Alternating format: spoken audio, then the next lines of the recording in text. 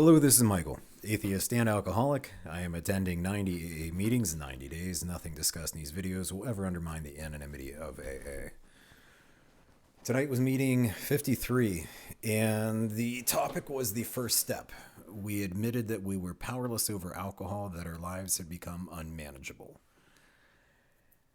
And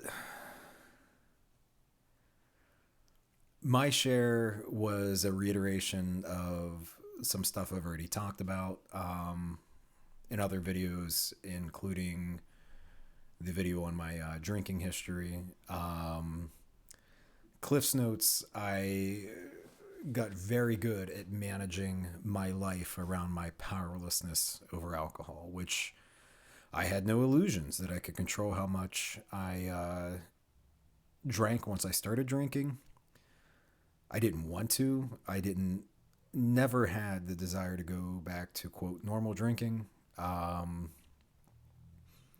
You're done when you black out. And I wanted to drink no other way. I realized that in my early 20s. And I had some glimpses of how drinking in public could get me in trouble. So I stopped. I realized I can only drink at home. And I did it. I followed through. If I went out, with friends, which was rare if I would drink at all, I would have 2 or 3 drinks and with a case waiting for me at home. The drinking continued to escalate, and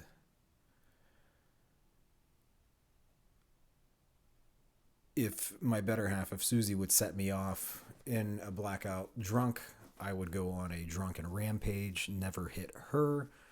But if you were a piece of furniture, microwave, a refrigerator, chair, drywall, any inanimate object in the house, you were not safe. And that eventually became a big fucking issue. So I quit for 2 years in 2011. When I went back to drinking, I'm like, okay, I can never go back to daily drinking. And I didn't. I said to myself, this can only be something you do once in a great while, like a vacation. I followed through on that too. I would only drink every 6 to 12 to 18 to 24 months. I did a 3-year stint.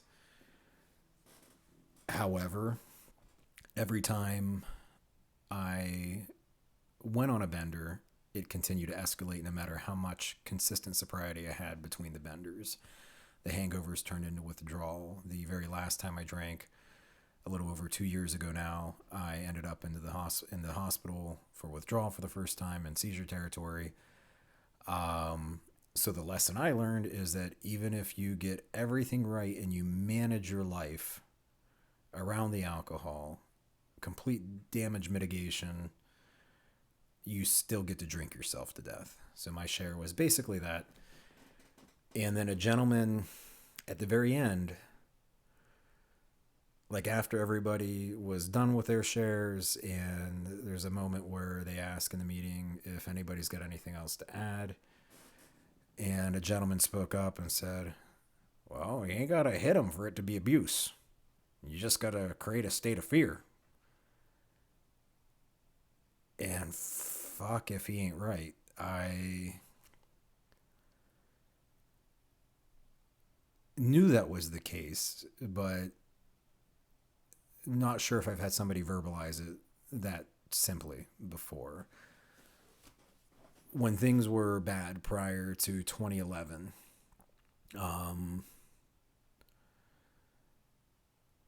even in my worst moments, I believe that Susie, and she said as much, knew that I wasn't going to hit her, but she was still in a state of terror over what I might break next, over what I might do to myself, or if I'm going to hurt myself. After I quit in 2011, I never went on another drunken rampage. But now she got to be terrified if I'm hiding it. And at some point, one of the times I got caught, I said, what is the fucking big deal? I don't break anything. I don't drink around anybody. I don't get in trouble. I don't miss work. I won't drink if I have work the next few days because I'm going on several day benders at this point. If I go on a fucking vacation once every 12 to 18 months, what the fuck is the big deal? Well, now my family got to be terrified that they might walk in and find me dead, which was a legitimate concern, which was its own form of abuse. Um, so, yeah, I was a giant piece of shit through and through up until the very end. So, lessons learned.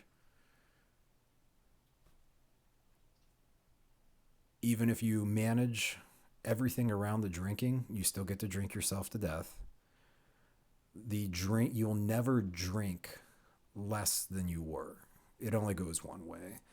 No matter how much sober time you have, if you pick up again, you might for a little bit. You'll get away with it for a little bit. I did have periods of that where it'd be like a pint of vodka a night, and that would be it. And then the next week, but then eventually it turns into a 3 to 7 day bender. So even if you get everything right, you still get to drink yourself to death. The amount that you drink only increases over time. It never will go the other way. And you don't have to hit them for it to be abuse. So with that, I'll end this video. I almost said with that I'll pass because that's what I've been saying. It's what you say in the meetings. But that's it. That's all I have for tonight. Thank you guys very much, and I'll see you here again tomorrow.